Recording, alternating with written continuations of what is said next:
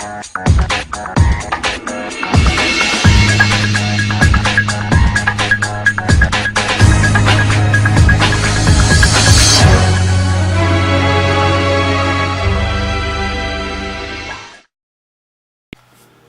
here with Team Eccentric, bringing you guys a rematch from the last duel video, which was DDDs versus MERMAILs. It's basically the next night we decided to get a rematch in because I feel like that video did not do my deck justice. But Connor goes first, normal summons Necro Slime and activates Where Art Thou. Interesting tech in DDDs. It allows him to search a level 1 monster that's different from the one that he controls on the field, and if he doesn't normal summon that monster, or doesn't get that monster essentially out of his hand, it takes 2,000 damage. Now he links into Link Karibo using the Necro Slime, and he activates Foolish Burial. DDDs are definitely an interesting deck, just in that, he sends the Swirl Slime by the way, in that their resource pool is their hand in their graveyard, kind of in a way like MERMAILs, but the intrinsic value of the cards are very different in terms of what they do. So he uses the Swirl Slime Engrave to special summon the Kepler, and then he activates Kepler 1 and Ragnarok 2. So Ragnarok specials out the Necro Slime from the grave, and he takes 1,000 points of damage for that, and then Kepler searches out the gate. So now he activates the gate, and basically gate allows him to search, and then during each of his standby phases he takes 1,000 points of damage.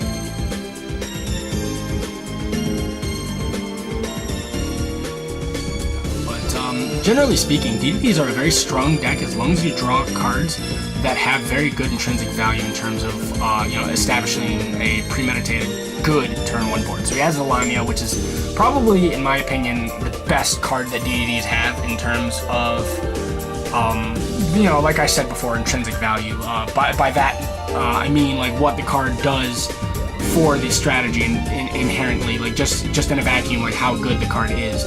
But he's supposed to be trying to set up the biggest board he can, and obviously he's taking 1,000 points of damage, so he's at 7,000, and his board is not looking as optimal as it could. But he link summons into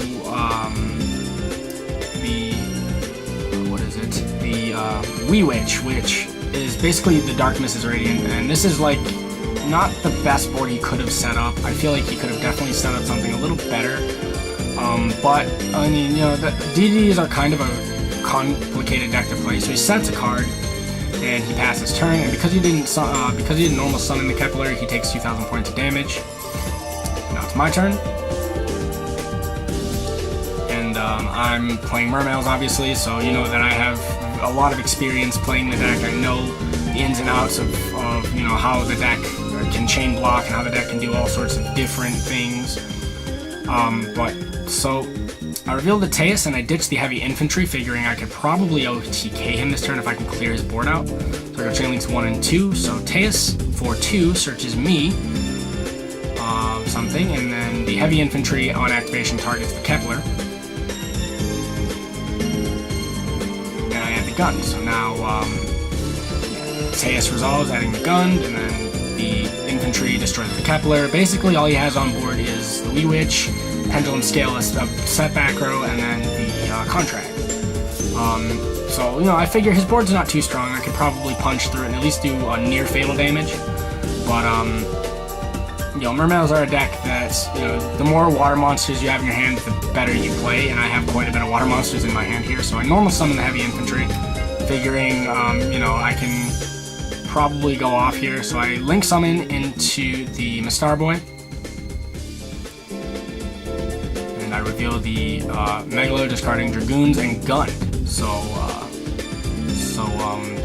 After that, he chains the Called by the Grave, which actually banishes my Dragoons and negates it. So that actually puts a hindrance in terms of the play that I was going to make. So I search the Eclipse Spell, resolving all of my effects in chain. But him banishing my Dragoons and negating it for the entire turn basically slows down a lot of my advantage. The advantage that was rolling out through the cards that I was discarding, now Dragoons being my only searcher, essentially kind of slows down my entire strategy. But I activate Monster Reborn, special summon the infantry, activate Megalo, tribute the infantry, and I target his Wee Witch. Even though he can get something back, I figure I could probably just OTK him right now, because I have fatal damage on board if I activate the Eclipse Spell. And that's game 1. A relatively quick duel. You know, I mean, I was just able to crack his board in OTK, and granted, he didn't have the strongest board. And the thing about DDDs and Connor being a DDD player is that the deck is all about kind of figuring out what you can do before you even start making plays. You want to really focus on the value of each card and get kind of the most value out of every card you play. As I always say, intrinsic value is what makes a card good. How good is the card in a vacuum, at least relative to the deck strategy. So, you know, for example, his DD Lamia, it's a tuner that allows itself to recur by sending other stuff to the grave, which, you know, in a vacuum, at least, you know, relatively, you know, next to his deck, it just works really well. Just like, for example, I play MERMAIL Abyss Pike because it searches my guns, and at the same time it's a discard outlet for Dragoons or Prince, given I need to special summon an Atlantean. Or just, I mean, that's not necessarily intrinsic value in that scenario, but you see what I mean. It's all about what the cards do and getting the most value out of them, putting the least amount of investment and getting the most amount of results. So we're going into game 2, and we sided, as per, you know, Team Eccentric dual video rules, we always side. There is no dual video without siding, because some decks are just inherently stronger than others, whether it be based on the, you know, mechanics that are innate in a deck, or you know, just how power crept the decks might be, or any particular reason. So we make sure that we side for games 2 and 3 in our dual videos. But now Connor decides to go first again, and this time he activates the gate, and that allows him to get a search. So he searches out the Swirl Slime. Very, very good card in the DDD archetype. The Swirl Slime essentially is polymerization and one of the fusion materials that you use in and of itself. You reveal it, discard itself in a DD monster, and you can fusion summon something. And it has a grave effect where it banishes itself to special summon a DD monster from your hand. Very strong, especially in a deck that you're trying to establish the base board. So here he reveals the Swirl Slime and the Ragnarok, which is one of the big pen skills. He special summons the Genghis, Genghis being one of the cards that recurs other DDs. So now he normal summons the Lamia and synchros to Alexander, which is, like, the deck just basically recurs itself. All the cards recur themselves. So he activates Monster Reborn, one of the best combo extenders in the game. Special summons the Ragnarok, and then he triggers Ragnarok and Alexander, which special summons the Genghis and the Lamia. And the deck just puts so many monsters on board so quickly. So he synchros into an 8, and he summons the Siegfried. And then he triggers the Genghis, which special summons the Alexander. The thing is, I personally would have synchroed into Crystal Wing here, because, you know, I mean, my deck doesn't really focus on playing spells and traps too much, unless I have some kind of a bricky hand, but, you know, that's just kind of what he chose to play, so we're going to play through it, and that's how it's going to go. But, so now I go second, and my draw was actually a Sphere Mode, and I could Sphere Mode him, but I feel like that would be kind of a waste of my normal summon. So I reveal Teus, ditch Dragoons, Chain Links 1 and 2, so Teus will add me a level 4 lower Mermail in the form of Mermail, Abyss Gun, and Dragoons will add me a Megalo. You can see I'm already kind of amassing my resources to try and either OTK or establish the biggest board with the most damage as possible. So I normal summon the Neptibus. I use the Neptibus, send the Dragoons as cost, and he lets it go through, which allows me to add the Dragoons, and then trigger the Dragoons to add the Heavy Infantry. And you know, that's the thing too, is Mermails work off of cost, so, and you can't negate a cost, and that's the thing. The deck just inherently, you know, plays through a lot of things. You can chain block people in so many different ways. The deck just overall, well, one of the reasons why I play it, it's just a very good deck that rewards you for using your resources properly. So I reveal Megalo, discharging Dragoons and Heavy Infantry. He activates Strike on the Megalo, which is perfectly fine with me. He takes another 1,500 points.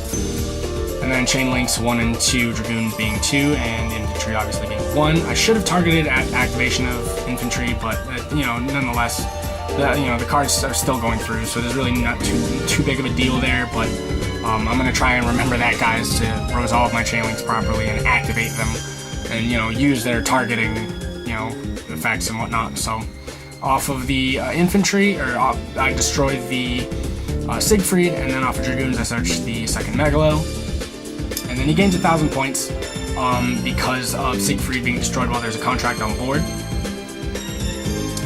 And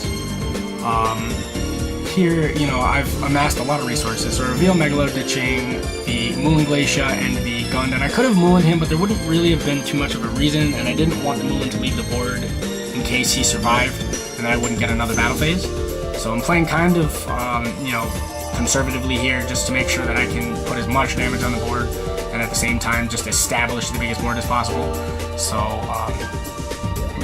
now I have 2 Megalos on board off of the Gund, and it's pretty much a very, very strong, you know, board I have going on right now. I mean, I have everything I need to kill him, and I'm trying to figure out the best way to do so.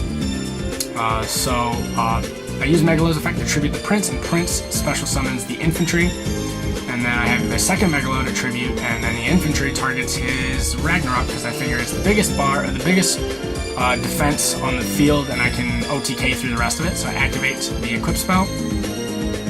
And here, I go in with the 32 Megalo over the Alexander. Yep, so there's the Alexander, he takes damage, and then there's the Genghis, and then after that 32, and 24 again, and then 17. So both games he basically just got OTK'd. Sometimes it be like that though, you know, it just is what it is. That's Yu-Gi-Oh! For it. There's not really much you can do. But here I show my sides. I didn't even end up using any of my sides, but I could have. I did draw in game 2 1 copy of each of the cards I sided here, which you will see in a moment. But that's the duel video, guys. Really appreciate it. But as you can see, 3 sphere mode, 3 chalice, trying to just out, you know, big established fields. But that's the duel video, guys. Really appreciate it. Appreciate all the views you guys give us. You know, as always, you know, if you saw something that you you know, wanted to, basically call out, you know, some kind of a mistake or a misplay, let us know in the comment section below. We are, you know, appreciative of any constructive criticism you guys give us. So as long as it's, you know, in the vein of being constructive and, you know, with a capacity of respect, we will always take the criticism, you know, and take it as it's meant to be, which is constructive. And that's, you know, on top of that, if you guys want to see any of the deck profiles, I'll leave links to both of those deck profiles, both DDDs and Mermails, in the description box below, so that you guys can watch and see our personal builds of the decks. But as always, guys, Eric here with Team Eccentric, and I'm signing out. Rate and subscribe, leave your comments and ideas in the comment section below, and don't hesitate to give us respectful suggestions on content you want to see. Eric on behalf of the team saying take care, and Team Eccentric out.